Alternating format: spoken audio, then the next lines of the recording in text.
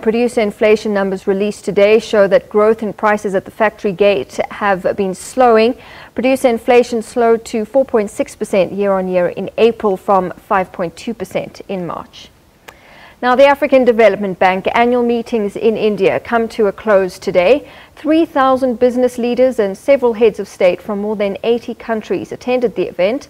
South Africa was represented by Deputy Finance Minister Sifiso Buthelezi.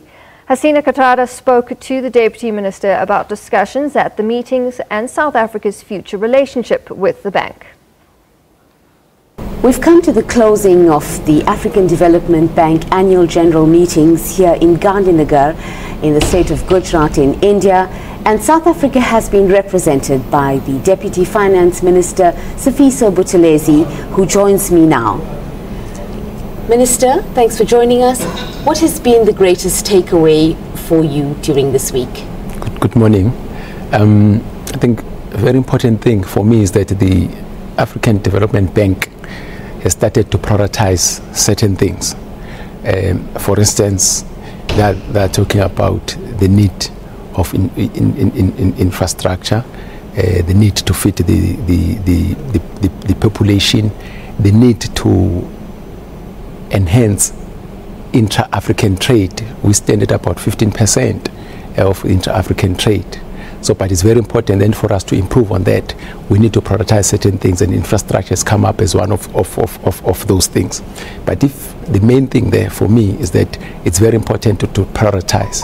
You know that we've got so many needs, so many wants, but we've got limited resources. So we need to identify those things which are going to have the biggest impact on the lives of our people and in trying to stimulate economic growth at home. Now, I know partnerships on an international level are significant, as we've seen this week here at these meetings. At home, what are the most important partnerships that we should be working on? I must say that since our appointment, Minister Gaba and myself, we have been on the roadshow engaging private sector. We had meetings with the CEOs of the banks. Finance is very important, but we also had meetings with business leadership South Africa. We had meetings with BBC. We had meetings with BUSA. So it's very important. I'm talking about business, that we as government should continue creating conditions which are conducive for private sector to come in. As you would know, that it came up very strong here that it's very important to create certainty and policy certainty around certain things and create a conducive climate for the private sector to come in. One thing that we are very clear as government is that the war against poverty, inequality and unemployment, the war against very low levels of economic growth, there is no way as government that will be able to win that without the private sector coming in, without the private sector putting their money there. Capital growth formation is very important. But also very important is the question of labor. That it's a very important part, it's very important stakeholder, because all of those things that we are talking about, if the labor doesn't buy in, it won't be able to proceed. As you know, that the sovereign government, even if it engages on international road shows, it makes sure that those social partners, especially labor and business, are on board, so that as we move together. As we identify the priorities, we do that together, so that when we start working on them, we all pull in the same direction. So if you want, in South Africa, I'm saying that's what we have done in about 2 years. I mean, 2 months now. It feels like 2 years in the job, but we have prioritized that we need to consolidate those partnerships, those relationships, because it's very important for us to have them buying into our programs. Now, I'm sure you'll agree that the bank has stimulated some very significant conversations and discussions here this week.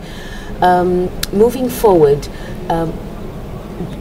how would South Africa strengthen its ties with the African Development Bank?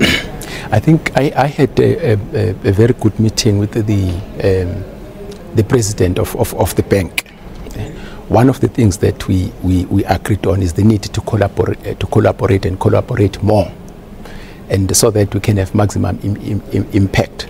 As a matter of fact, what is happening, they'll soon be opening the regional office in South Africa as a satellite office or a disaster recovery office. So when things happen there, they'll all move to South Africa. It's very important. But there's also a Director General who's going to be based in South Africa to look at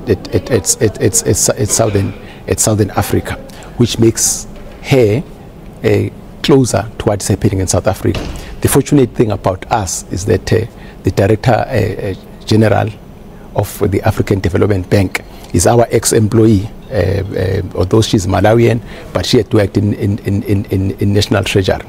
So that's going to make it easier for us to collaborate with them. For instance, you know, we've got a DBSA at home, looking mainly on infrastructure, and African Development Bank, we're already working with them.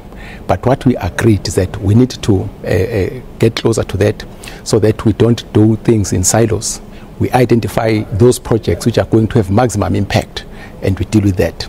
The president of the African Development Bank is very passionate about agriculture. And it's so unfortunate that with about 60% of arable land in Africa, we can only feed 2% of our population. So the president has said, from his previous experience, that we need to invest more in agriculture to try and deal with a number of things, amongst others, the question of urban migration, to try to move into agro-processing. And the bank has said it is willing to come and be partners with us so that we start dealing with that, the ability to feed our own people.